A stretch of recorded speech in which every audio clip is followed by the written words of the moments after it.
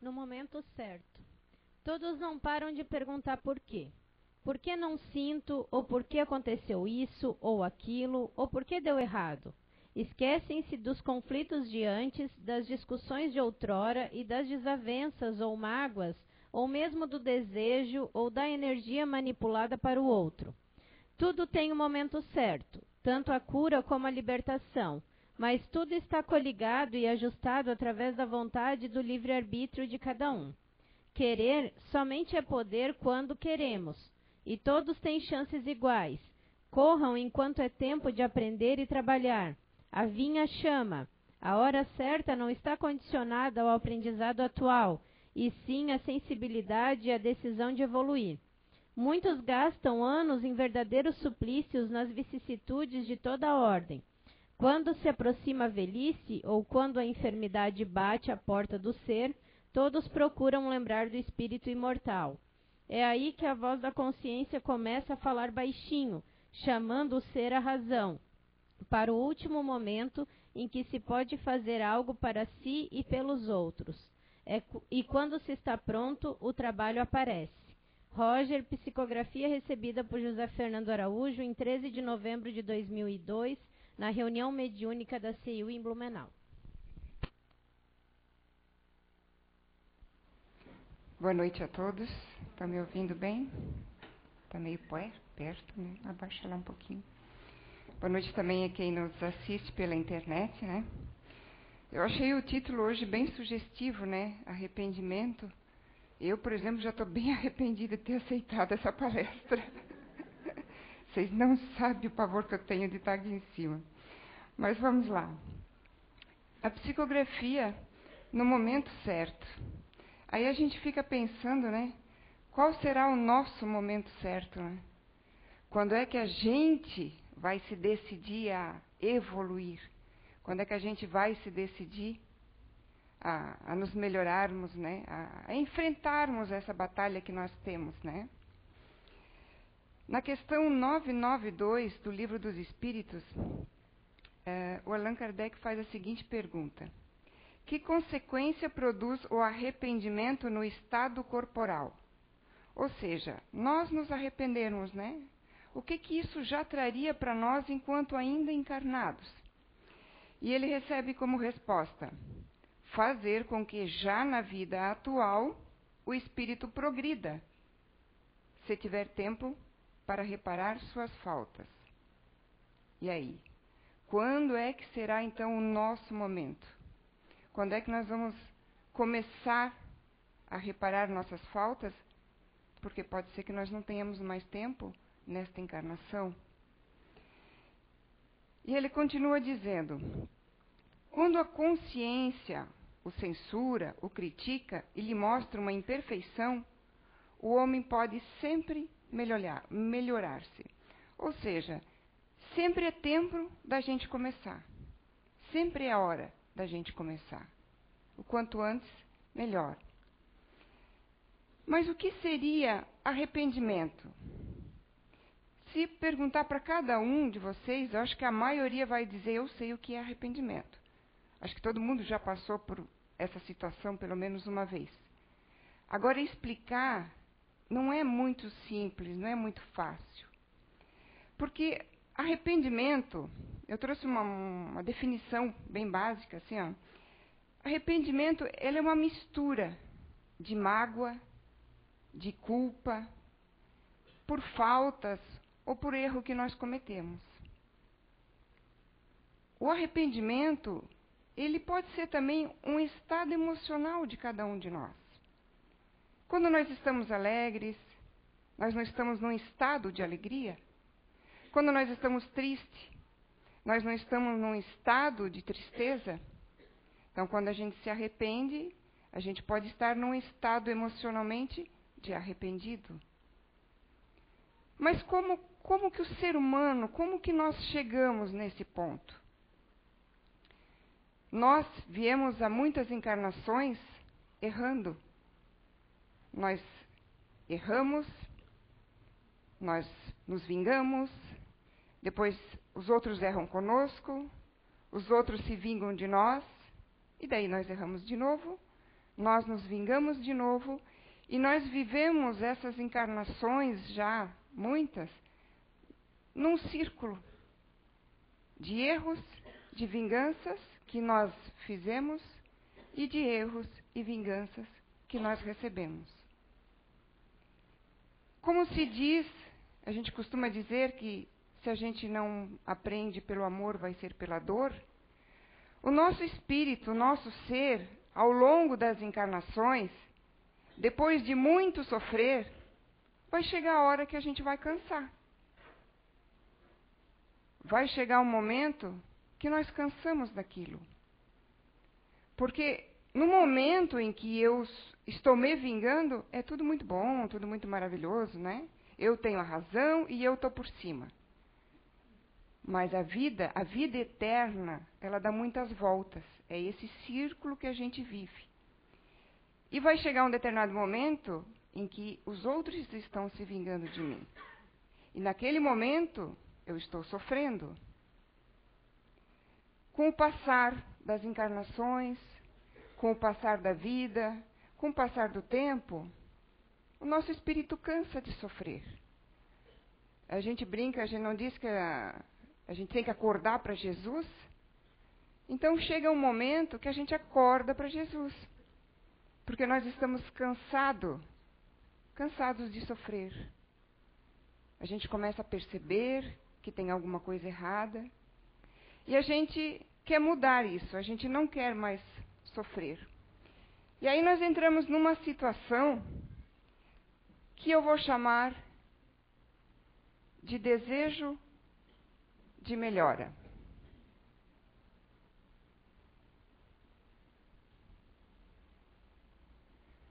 Nós chegamos nessa situação porque nós cansamos. Nós não queremos mais isso para nós. Nós nos arrependemos. Mas como é que é esse processo de arrependimento? Nós desejamos melhorar. Nós então chegamos num ponto que a gente não quer mais nada daquilo para nós. Nós queremos ser outras pessoas. Nós não queremos mais errar. Para fazer isso aqui, a primeira coisa que nós temos que ver, que nós temos que fazer, é olhar para dentro de nós mesmos. Nós temos que conhecer o nosso eu. Nós temos que conhecer os nossos erros. Porque se eu não me conheço, se eu não conheço o que eu estou fazendo de errado, que a gente diz que muitos erram por ignorância. Ignorância no sentido de não saber que está errando, não saber que aquilo é errado.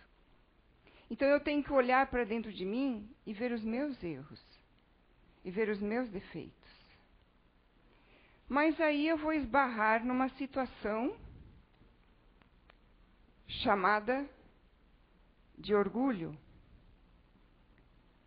Será que eu vou conseguir olhar realmente para dentro de mim mesmo e ver os meus erros? Ver o que eu fiz de errado? Ou o meu orgulho é tão grande, apesar do meu desejo de melhora, que eu vejo assim algumas coisinhas que eu tenho que errar. Eu não entro profundamente na questão. Eu tenho medo de descobrir o que eu faço de errado. Então eu vejo superficialmente algumas questões que eu acho que eu devo melhorar. E aí eu entrei nessa situação de querer melhorar. E acontece uma coisa muito estranha com a gente. Vocês devem conhecer uma situação ou pessoas que já passaram por isso. A gente passa um determinado período com uma neura de querer fazer tudo certo. Eu não posso mais errar. Eu decidi que eu vou ser uma pessoa do bem, que eu vou ser uma pessoa boa e eu não posso mais errar. Aí eu entro numa neura de cobrança. Porque o meu orgulho não admite que eu possa cair novamente. A partir do momento que eu desejei melhorar, não sei se eu quero ser igual a Deus, porque perfeito só Deus. Então, eu não posso errar, não admito que eu erre e não admito que ninguém erre. Aí eu cobro das pessoas que estão ao meu redor também. eu não admito que ninguém da minha família mais erre. Mas como eu aprendi que o certo é assim agora, então tem que ser assim. Porque dentro do meu orgulho tem que ser assim. E eu entro numa obsessão de fazer o bem, de fazer o certo. Eu entro numa inaceitação das minhas próprias falhas e das falhas dos outros. Porque o orgulho não deixa. E aí eu me torno, apesar de querer melhorar, eu me torno uma pessoa intolerante. Você não pode errar. Ela não pode errar. Meu colega de trabalho não pode errar. Ninguém da minha família mais pode errar. Eu não posso errar. Eu não me conformo que eu errei. Mas como? Eu queria melhorar? Como que eu estou errando de novo? E aí, de tão intolerante que eu me torno, eu acabo ficando melindrada. Porque se alguém disser alguma coisa, foi para mim. Eu não fiz certo aquela coisa. Se alguém olhar para mim, então foi para mim com certeza. Eu vou assumir tudo para mim. E aí eu continuo nessa roda. Eu quero melhorar, mas eu estou fazendo tudo atropelado por causa do meu orgulho. Eu não admito que eu posso dar um passinho de cada vez. E o ser humano entra numa crise. Ele entra em conflito. Ele entra em conflito com ele mesmo, com a situação, porque ele não entende o que está acontecendo. Não percebe que o orgulho não deixa ele ver que são tantos erros, são tanto tempo de erros, e vai ter um bom tempo de acerto. Eu não vou ficar boa de uma hora para outra. Não é porque eu me arrependi que eu sou boa. Seria muito fácil, né? Eu sei que daqui a 5 minutos eu vou desencarnar, eu peço perdão para Deus, posso ir em paz. E o meu resgate? E como é que eu vou fazer os meus acertos? Eu me arrependi, e o meu ego, eu não vou mudar ele de hoje para amanhã. E aí eu quero melhorar, e eu não consigo. E aí eu fico intolerante, e aí eu me melindro. Mas eu quero melhorar de novo. E esse conflito que gera dentro de nós causa uma outra situação, que eu vou chamar de sentimento de culpa. O sentimento de culpa, a gente pensa assim, eu estou com sentimento de culpa, eu senti culpa por determinada coisa, que ruim, né? Depende. Eu também pensava que sentimento de culpa era só negativo, mas eu descobri que o sentimento de culpa pode ser tanto negativo como positivo. O sentimento de culpa negativo, como é que é? Eu me torno vítima. Eu não consigo mesmo. Olha, eu até quis. Eu até tentei melhorar, mas eu não consigo. Isso deve ser karma. Olha, eu nasci para sofrer. Tudo dá errado comigo. Olha, fulano é tão feliz, ciclano é tão feliz. Tem isso, tem aquilo, tem carro, tem casa, tem isso, tem aquilo. Quem não é feliz sou eu, mas eu devo merecer isso. Aí eu fico me vitimizando. Aí eu fico achando que tudo é karma, que eu tenho que passar por aquilo mesmo. Porque é muito cômodo eu achar que é karma. É muito cômodo eu achar que, não, eu tenho que passar por isso mesmo e não fazer o esforço de sair de dentro desta outra situação aqui, que é um outro círculo da nossa vida, cheio de lama. E quanto mais eu fico ali dentro, mais eu me atolo. O que mais acontece comigo? Eu me inconformo com as coisas da vida porque eu acho que só eu sou infeliz. Eu me torno uma pessoa azeda. Quando eu olho, eu não tenho mais ninguém ao redor de mim, mas também ninguém mais me aguenta. Porque eu só critico, eu só vejo a parte negativa das coisas, eu só acho que eu sou sofredora. eu acho só as coisas ruins. Eu só falo mal. Da minha boca só saem coisas ruins. Não há quem vá aguentar ao nosso redor. Até porque a energia que eu estou emanando é totalmente negativa. As pessoas vão se afastar de mim. Aí eu fico com crises de autopiedade. Eu me torno uma pessoa que vive se queixando, que vive se lamuriando. Provavelmente, quando nós estamos dentro deste círculo aqui, desta situação, eu vivo dentro desta lamúria, provavelmente, se eu for parar no médico, é aqui que o médico diagnostica que eu tenho depressão, não é? Porque tudo dá errado comigo. Aí eu começo a achar doença, eu começo a criar doenças e as doenças vão aparecer. Mas eu não preciso ficar aqui. Se o meu orgulho não for tão grande assim, se eu tiver um pouquinho de humildade, eu vou pedir ajuda. Eu vou sair dessa situação. Se eu entrei nela, eu posso sair. Eu não precisava ter entrado. Mas se eu entrei, eu posso sair. Eu posso pedir ajuda. Mas eu tenho que ter um pouco de humildade, pelo menos, para admitir que eu preciso de ajuda. Mas, se eu sair daqui e passar para esta situação positiva aqui, o sentimento de culpa, ele pode ser positivo no sentido que ele vai me impulsionar a sair daquele círculo vicioso onde eu me encontro. Daquela situação que eu me encontro. Ele pode me impulsionar a me esforçar, que seria uma terceira situação. A me esforçar a superar tudo isso. Porque não existe arrependimento real, não existe arrependimento verdadeiro sem isso aqui. Sem esforço de superação. E isto aqui, este círculo aqui, é o círculo que nós vivemos hoje.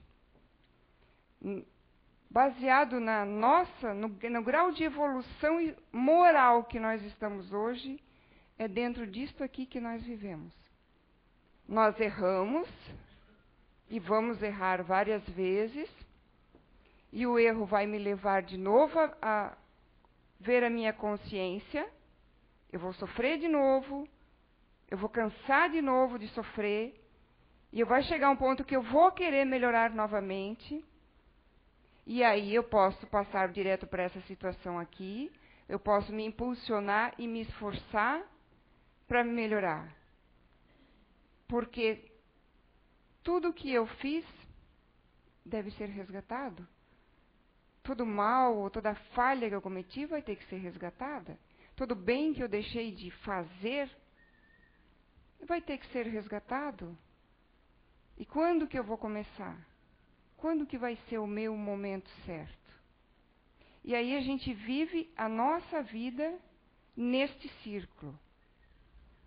E esta é a nossa situação.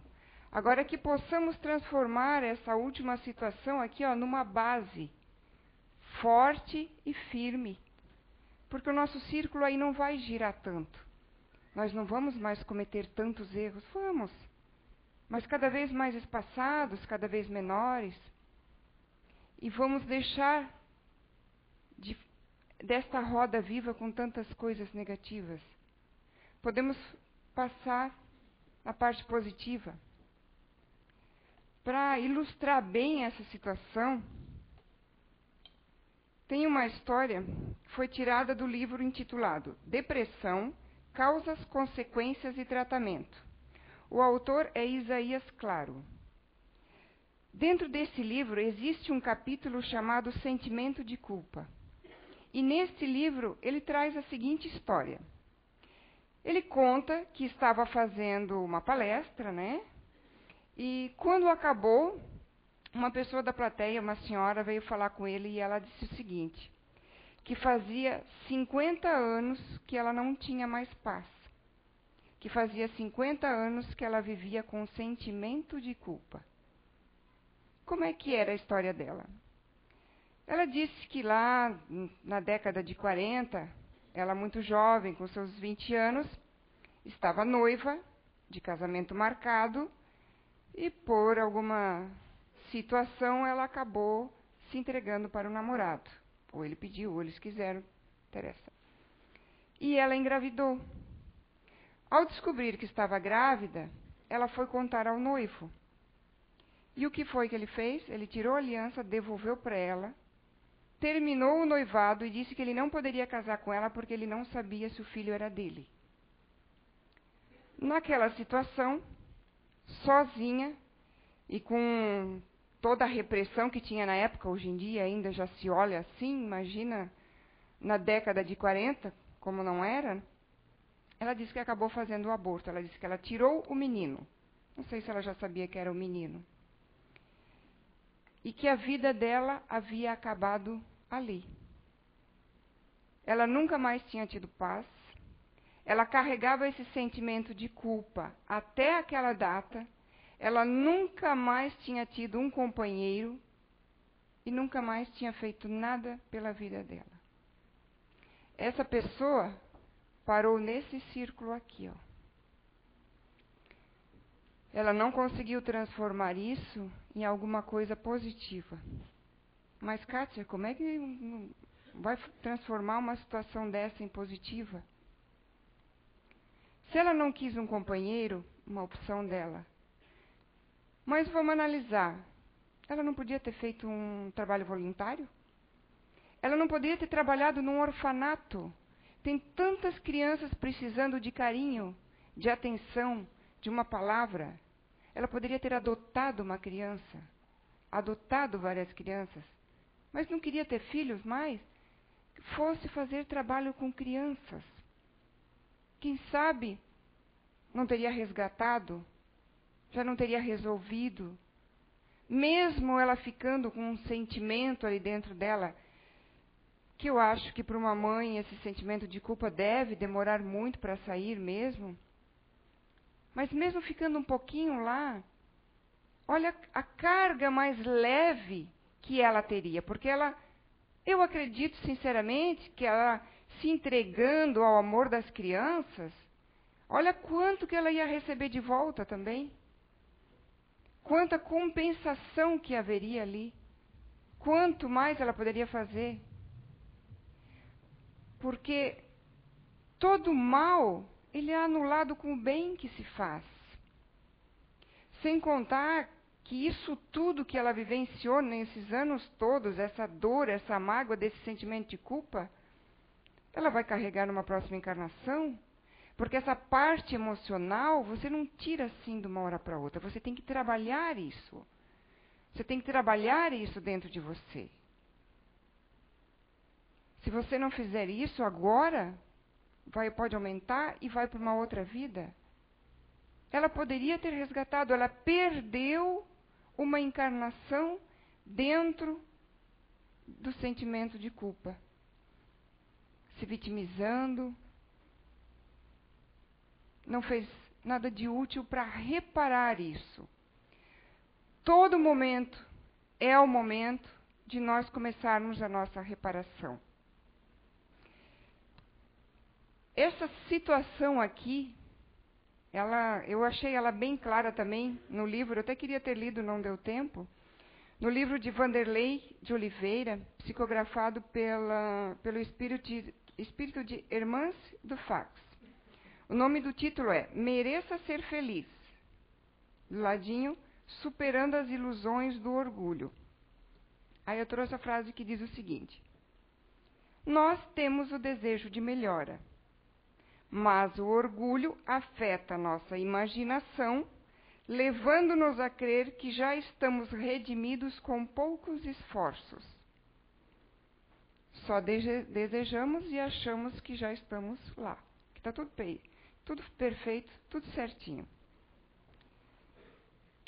Nosso orgulho cria uma sensação de que já somos o que deveremos ser. Eu mexi um dedinho, eu acho que está tudo feito, está tudo bem. Porque se eu tiver que me esforçar um pouquinho mais, eu já vou começar a reclamar da vida. Cria uma sensação de que já somos o que deveremos ser, gerando a autossuficiência espiritual. Se eu for espírita, então, imagina, né? Então eu acho que eu já estou santificado, mais ou menos. Ou seja, hábitos milenares de presunção do conhecimento. Então nós temos, há várias encarnações, hábitos de situações de que nós sabemos tudo. Nós achamos que sabemos tudo. Aliados à crença estéril, porque nós nem sabemos ainda o que cremos ou o que é. Nós lemos aqui, é isso. Eu não penso, eu não vejo a razão da situação, eu não vejo se tem lógica a situação. Eu quero me livrar do problema, o quanto antes.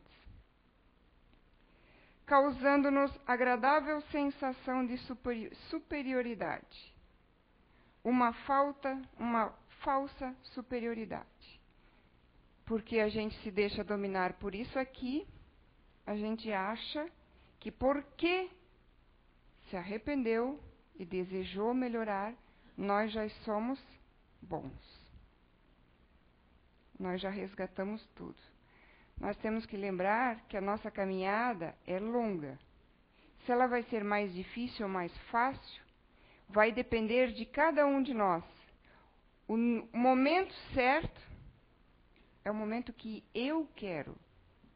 Como diz a psicografia, é o momento que eu quero fazer a mudança.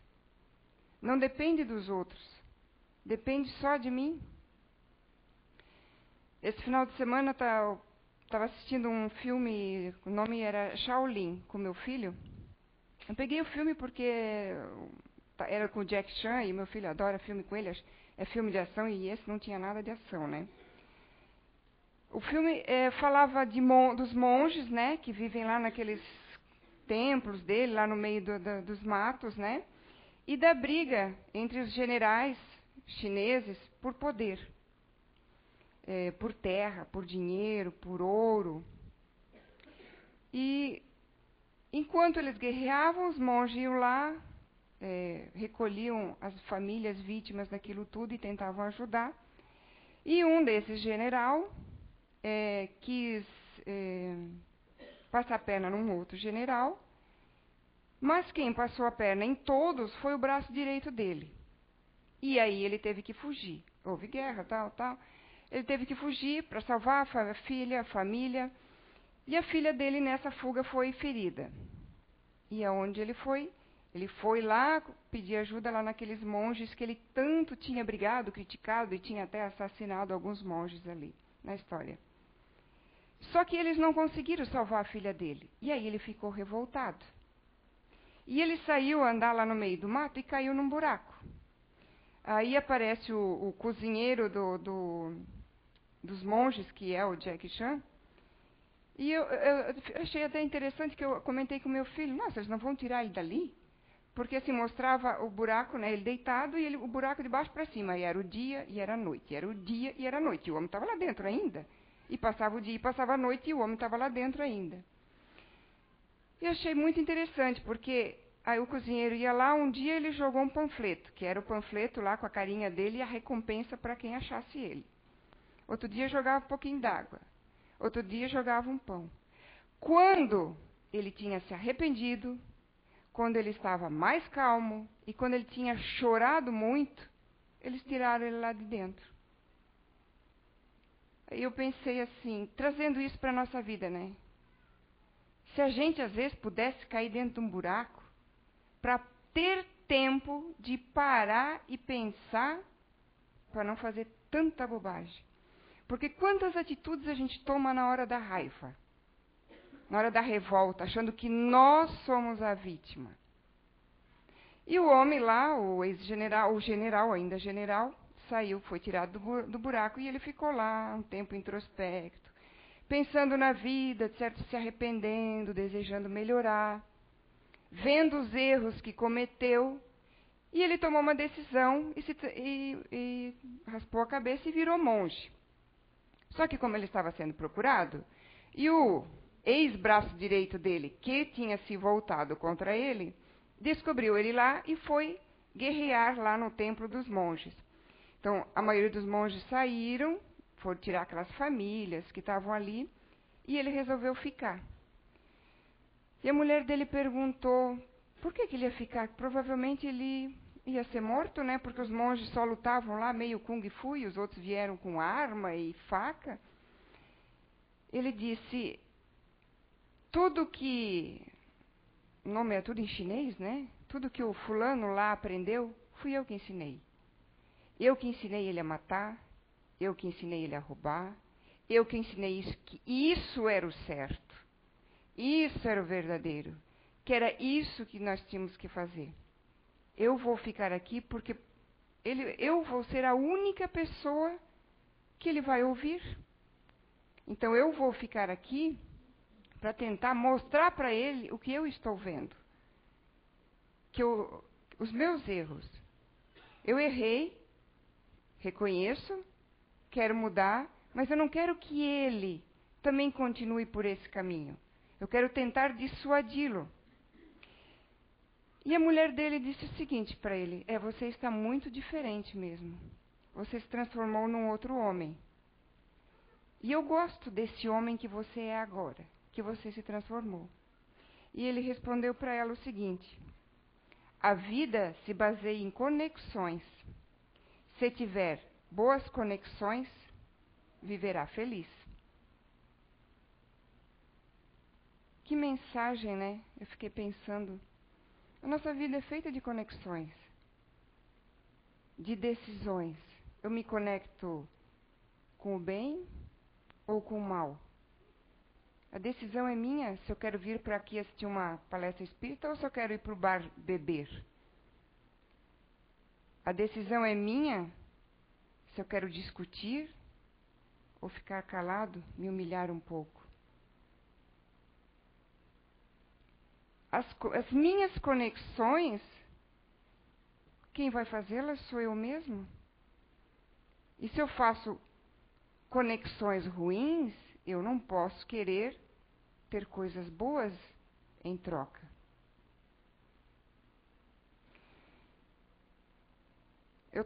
Quando eu estava estudando para a palestra e fazendo essa composição da nossa vida, do nosso caminho, né?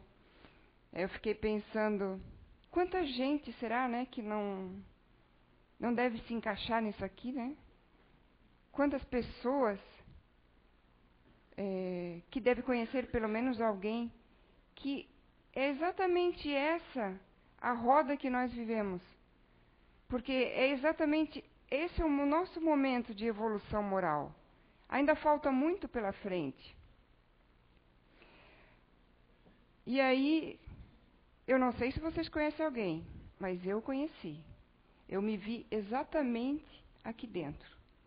Se a gente aqui costuma dizer que a palestra, em primeiro lugar, é para o palestrante, dessa vez ela serviu perfeitamente para mim. Eu me vejo exatamente dentro das situações que eu coloquei aqui hoje.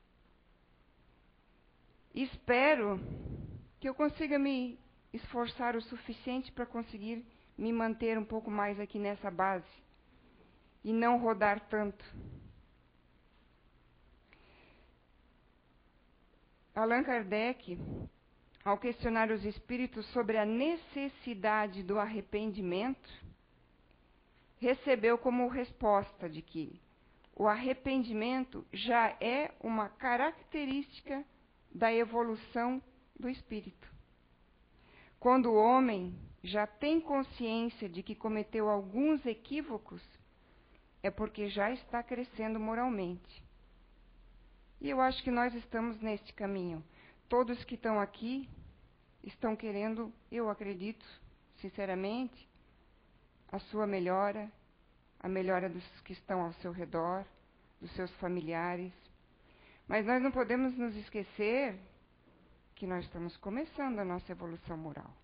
Não vamos cair de novo aqui dentro dessa situação que o orgulho vai fazer com que nós achamos que já sabemos tudo e já estamos evoluídos. Porque quando a gente menos, se a gente cair nessa, quando a gente menos perceber, nós já estamos aqui de novo e já estamos aqui nessas duas partes de cima de novo. Se nós já passamos por aqui, que eu acho que todos que estão aqui já passaram, que nós possamos nos manter mais tempo e formar uma base forte e sólida para o nosso desenvolvimento, para o desenvolvimento moral dos nossos espíritos. Muito obrigada a todos. Uma boa noite. Bom, obrigado, Kátia, pela palestra. Eu não estou arrependido de ter vindo, né? Vou sair um pouco culpado, mas é isso aí, obrigado mesmo. Bom, gente, relembrando os nossos avisos, temos Feira da Amizade, dia 6, 7 e 8 de julho, tá? Contamos com a presença de vocês e demais convidados, né? Quem puder ajudar com doações para a gente vender lá, a gente agradece. Precisamos de fraldas geriátricas infantil, tá? Tamanho G, e geriátrica tamanho M e G. Tá? Lembrando que nós temos esse nosso lançamento, o Resgate Libertador, tá? À disposição ali na lojinha.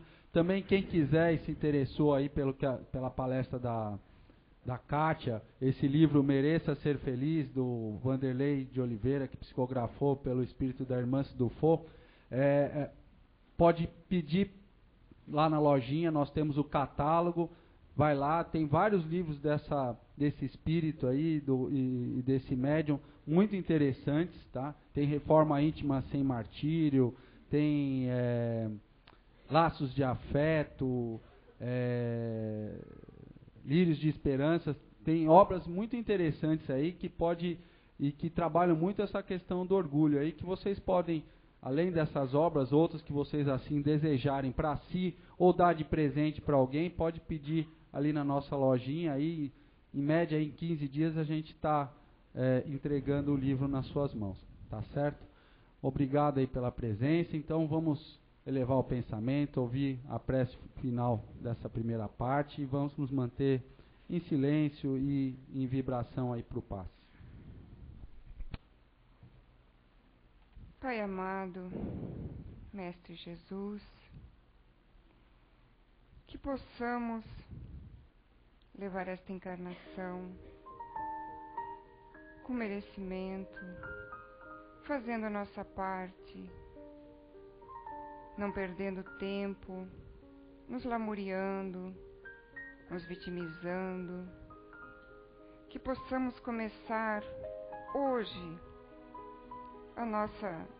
nosso verdadeiro arrependimento, que é aquele com esforço diário, com os questionamentos, com o olhar para dentro de nós mesmos e vermos quem somos, quanto orgulho ainda temos, que possamos colocar em prática a humildade, a verdadeira caridade e o esforço de cada um. Que assim seja.